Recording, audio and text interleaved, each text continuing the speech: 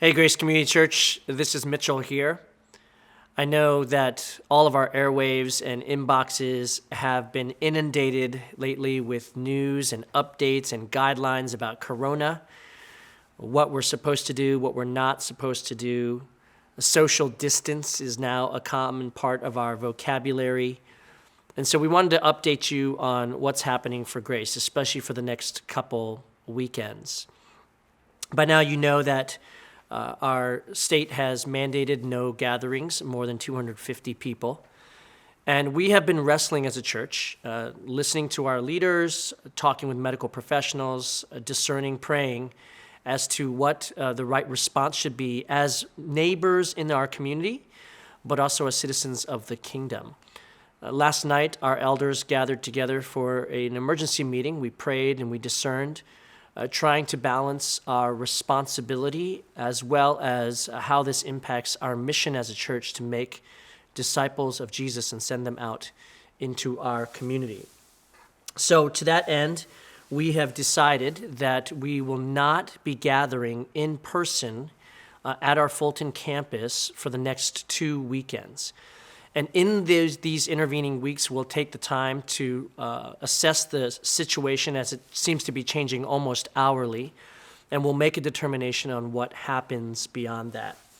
I want to make sure that you understand that we are not closing church.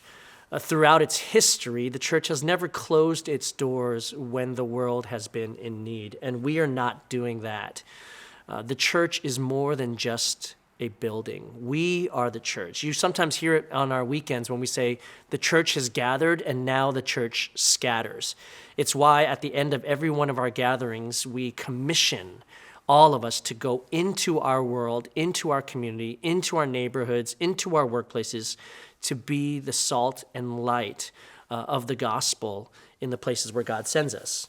So, to that end, we're going to do our best to live out Hebrews 10:24 that says, "Don't give up meeting together, as some are in the habit of doing, but encourage one another all the more as you see the day approaching." We are going to figure out a way to be the church scattered in our gatherings. So here's what the plan is.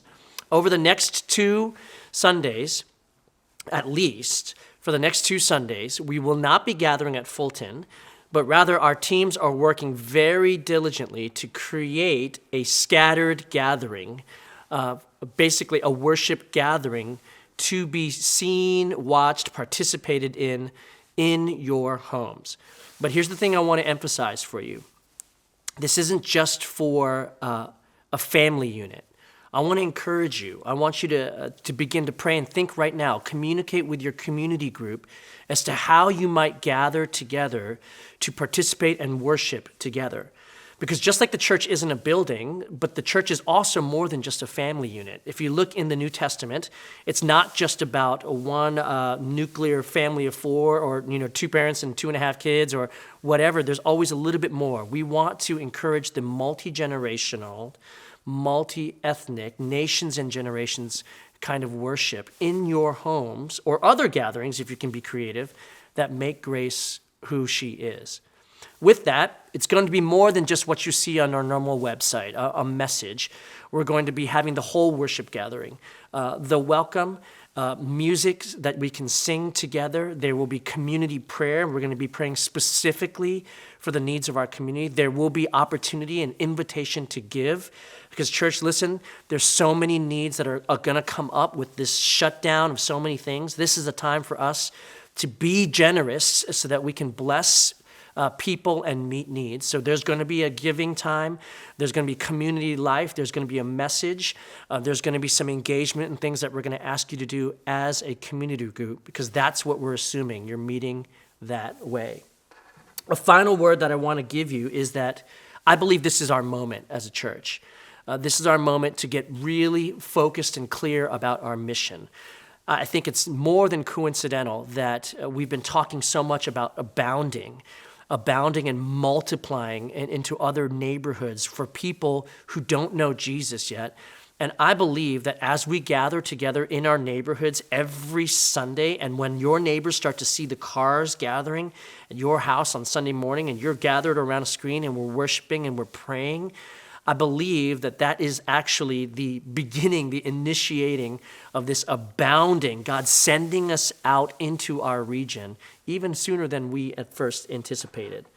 So here's what I want you to remember. We are making this decision out of love, not out of fear.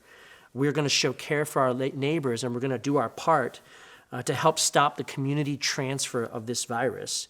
But I want to tell you, when our elders, when we came together, even as a staff, as we were discerning this, we didn't just automatically assume that we would close our doors because there was a mandate given out.